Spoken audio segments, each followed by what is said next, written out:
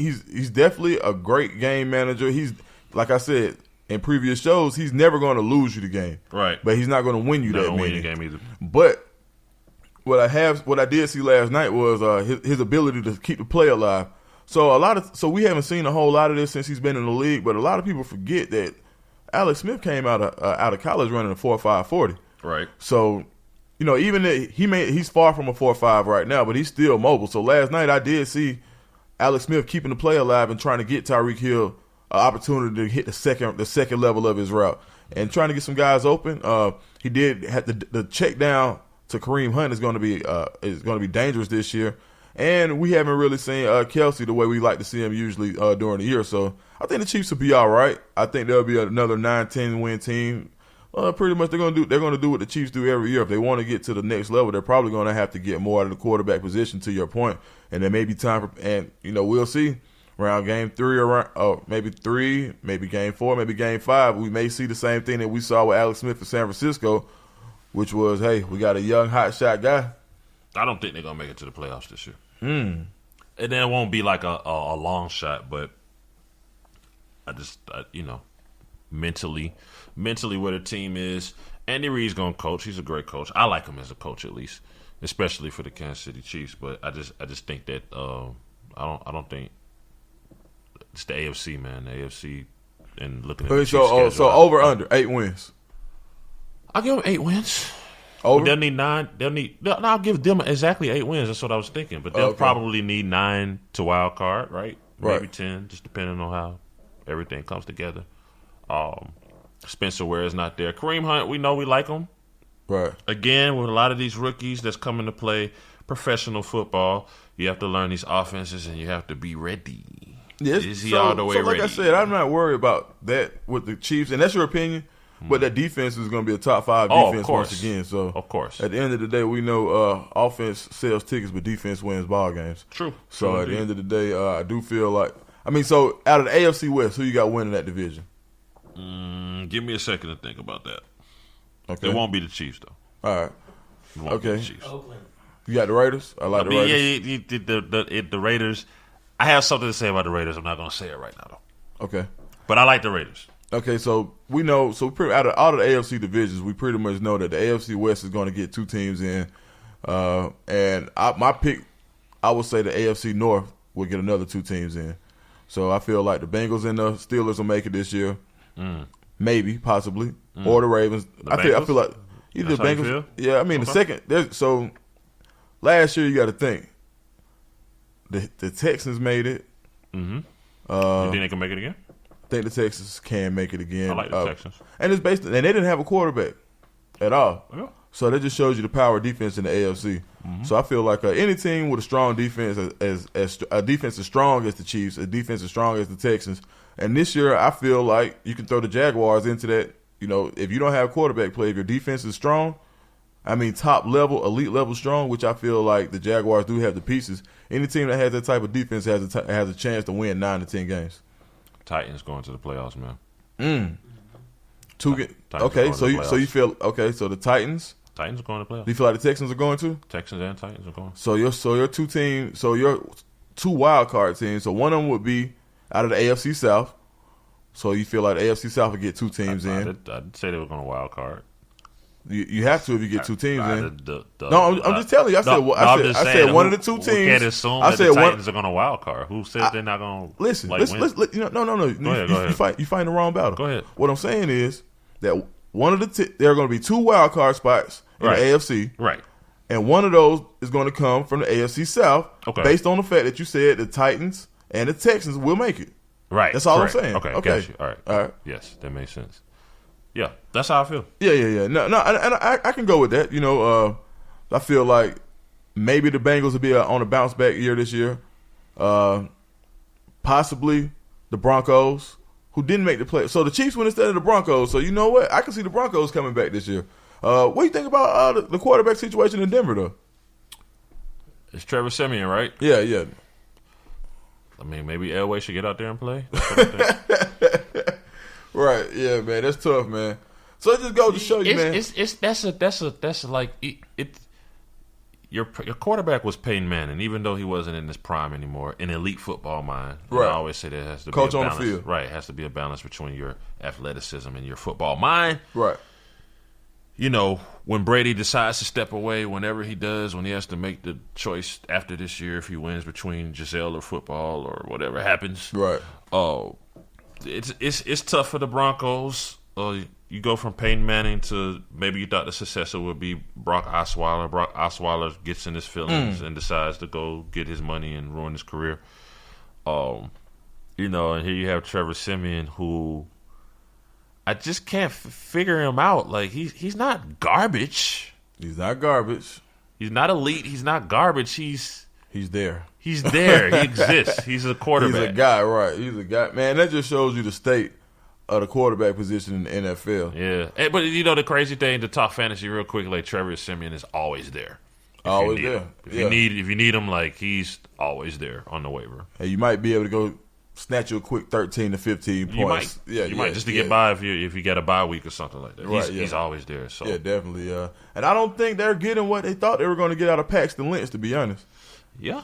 And to be honest, I didn't see it. So the year before the draft, Auburn played Memphis in the Garbage Bowl, whatever bowl it was. I mean, shout out to Auburn, but that was a down year for us. But you know what? I would have continued to build on the defense and the defensive legacy because there's going to come a time where they'll have to re-up contracts and they'll lose people. And they have done a great job of drafting. Yeah, man. Devontae Booker. I mean, where did Paxton Lynch? What round did you get those guys in? Doesn't matter. I mean, so what I'm saying is, where are you going to put the new guys that you draft if you are already 2 to 3 deep at a lot of the positions? What, defense? Yeah. They on the bench. But you're already 2 or 3 deep. So before they got Paxton Lynch, who did they get? So when they went first, I don't remember all that. Okay, well, I'm just saying Devontae Booker and Paxton Lynch. Okay, so you got to draft. That's not a good draft. But you got to draft somebody on offense. Is what I'm saying. Get another receiver. But that ain't what you just said. You just said you would continue to build on the defense. Yeah. Okay, they did. So where do you get Shaquille Barrett from? Where do you get Shane Ray? Shane Ray may come out and he was their first round pick that they got at pick 20 in the late 20s. My point is, don't pick nobody. Devontae Booker bust. Okay. Is that safe yet? We got to give him the season. So let's not call him a bust yet completely. Right? They went and got Jamal Charles. Right? So that means they don't have a lot of faith in Devontae Booker. Right. Okay. All right. And then Paxton Lynch, which I'm not mad at that. Right. Right? I'm just saying they didn't win in those drafts. Right. We already talked about some of the teams that won in those drafts. They didn't win that draft. But right. And I was just going to your original point of saying they should have been drafting defense, which they did draft defense. Keep the legacy going. They have been drafting defense. Yeah. And that's one of the reasons why they still draft more receivers in the court. They'll just keep going. Yeah, they trade for it. Do. And, they'll just keep going. They never stop. Okay, I'm gonna leave that one. I'm gonna let you have that one. Okay, the Broncos haven't been drafting defense, even though they've been drafting defense. No, I'm saying they've drafted defense. I'm not saying they haven't drafted any defensive players. I'm just saying in that particular draft, I don't think they won. No, okay, they picked up Devontae Booker and Paxton Lynch. Okay, that's two separate things, yes. and you are right. Yeah, you're right about that. Yeah, they didn't do what they needed to do in order for them to remain relevant. How about good old Dangerous? Man, the Seahawks. Look, boy, anybody that can come out, that can leave the waters of Sierra, anybody that can exit the river of Sierra, and still not see an immediate decline in production, he figured it out. So this is what you got to do. So we all talk about the curse of Sierra. Dangerous broke the curse by waiting till he got married, which none of the other guys did. Boom. Figured it out. So, if we talking about Brady, man, I'm going to tell you who looks good. Dangerous. Yeah. Dangerous is out there dropping dimes. He's solid. Man, he's selling a play action fake. And Eddie Lacy last night, he came back like, listen, Thomas Rawls, play around if you want to. This will be my job, boy. Right. Yeah, so the Seahawks look a little scary, bro. The defense, man, I saw Richard Sherman decleated somebody last night. Straight or the last game. Right. I mean, the Seahawks are they really have a point to prove. I saw Michael Bennett. He's doing his protest thing. But he's taking that onto the field with him. He's playing with a nasty streak. Right. You see the unity. The team with all of the offseason distractions, with all of the talk about infighting, with all of the talk about when Richard Sherman tells Russell Wilson he sucks. I think that's all going to make Seattle a more dangerous team. And that's one of the games that I worry about with the Falcons. I really feel like the Seahawks want to be elite. They know that their window is running out. They got Earl Thomas back. They still have Richard Sherman. They still have the front seven. They know that they don't have much time, and they do have weapons. That's all the two teams I really worry about in the NFC when it comes to the Falcons. I worry about Seattle for sure and the Packers. Yeah, that's it. Right. Everybody, and you have to have people on your level.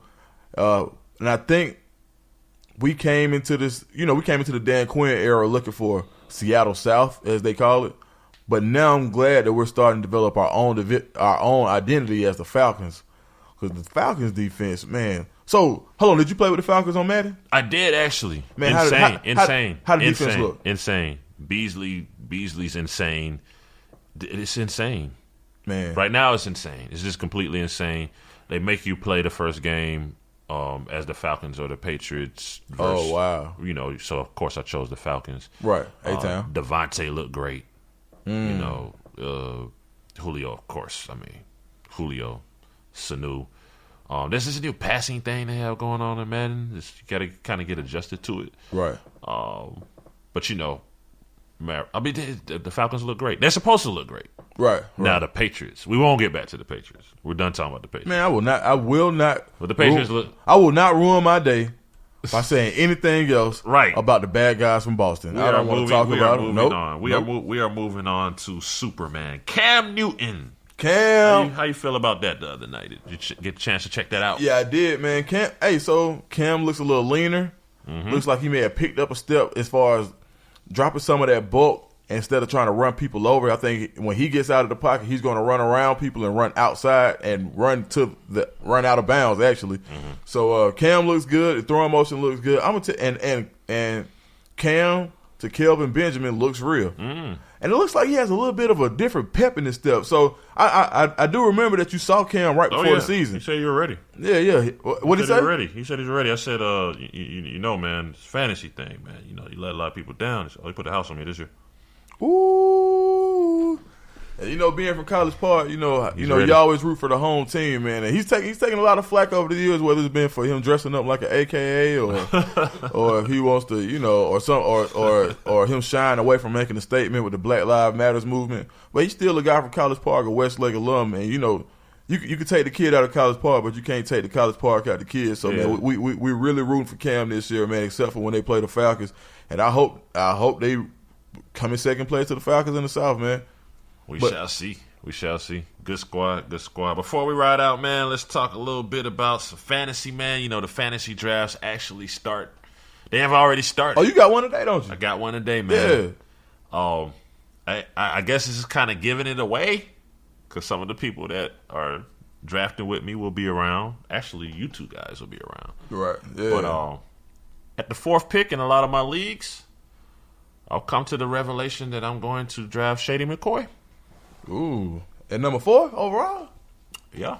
So let me see. So basically you got, so that means David Johnson, Antonio Brown, Le'Veon Bell. And Le'Veon Bell will be gone. I'm passing up Odell Beckham, Julio Jones, Odell, Julio, and Mike Evans for Shady McCoy. Now what's the philosophy behind that?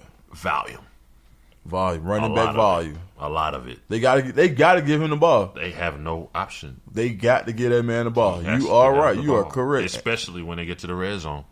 They got to give him the ball. You're right. Volume. Just purely off of volume. We hope he stays healthy. Just purely off of volume. And that's why I went. That's why I went with it last year when I chose Ezekiel Elliott. Yes, this is a rookie, and a lot of times I always say, the rookie might not be ready for the game, but it's like they have to give him the ball. Yeah. So and when we talk and about he wants the ball, and when we talk about running backs, the lifespan of a running back is so short. So when you have those premium running backs that get drafted early, they're not drafted to go be an understudy. Right. They're drafted to get those get the years out of those young legs before they get into their second and third contract. So, yeah, last year you made a good call, and then it was the perfect call because you're taking a young running back, number 4 overall, which hadn't been done in a long time, right?